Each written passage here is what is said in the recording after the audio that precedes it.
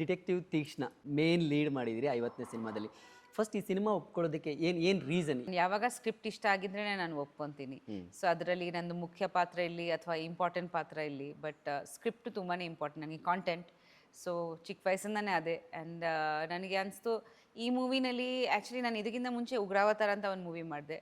ಅದರಲ್ಲಿ ರಘು ನಮ್ಮ director, assistant director ಆಗಿ ವರ್ಕ್ ಮಾಡಿದ್ರು. ತ್ರಿವಿಕ್ರಮ್ ರಘು. ನನಗೆ ತ್ರಿವಿಕ್ರಮ್ ರಘು ತುಂಬ ಇಷ್ಟ ಆಯಿತು. ಅಲ್ಲಿ he is work really hard. ತುಂಬ ಒಳ್ಳೆ I think he has a lot of knowledge about cinema. ತುಂಬ ಡೀಪಾಗಿ ಯೋಚನೆ ಮಾಡ್ತಾನೆ ಎಲ್ಲ. ಸೊ ವೆನ್ ಹೀ ಸೆಡ್ ನಾನು ಇದು ಒಂದು ಪ್ರಾಜೆಕ್ಟ್ ಮಾಡಬೇಕು ಮ್ಯಾಮ್ ಅಂತ, ಬಿಕಾಸ್ ನಾನು ಅವ್ನ ವರ್ಕ್ ನೋಡಿದ್ದೆ, I saw his work in Ugravatar. So ನನಗೆ ತುಂಬ ಕಾನ್ಫಿಡೆನ್ಸ್ ಇತ್ತು ಅಂದಮೇಲೆ. ಸೊ ಅದಕ್ಕೆ ತಕ್ಕಂಥ ಒಂದು ಒಳ್ಳೆ ಪ್ರೊಡ್ಯೂಸರ್ಸು, ಒಂದು ಕ್ವಾಲಿಟಿ ಮೇಕಿಂಗ್ ಮಾಡಬೇಕಾಗಿತ್ತು ಇದು. ಸೊ ಅದು ಕೂಡ ಇತ್ತು. ಆ್ಯಂಡ್ ಮುಖ್ಯವಾಗಿ ನನಗೆ ಸ್ಕ್ರಿಪ್ಟ್ನಲ್ಲಿ ರೈಟಿಂಗ್, ಐ ಮೀನ್ ಉಗ್ರಾವತಾರಲ್ಲಿ ನಾನು ಆ್ಯಕ್ಷನ್ ಮಾಡಿದ್ದೆ, ಬಟ್ ಈ ಮೂವಿನಲ್ಲಿ ಅವರು ತೀಕ್ಷ್ಣ ಅಂದರೆ ಶಾರ್ಪ್. ಸೊ ಡಿಟೆಕ್ಟಿವ್ ಆಗಿ ಲೈಕ್ ಅವ್ರದ್ದು ಬುದ್ಧಿ ತುಂಬ ಉಪಯೋಗಿಸಿ ಕೆಲಸ ಮಾಡೋದು, ಬರೀ ಫಿಸಿಕಲ್ ಸ್ಟ್ರೆಂತ್ ಅಲ್ಲ.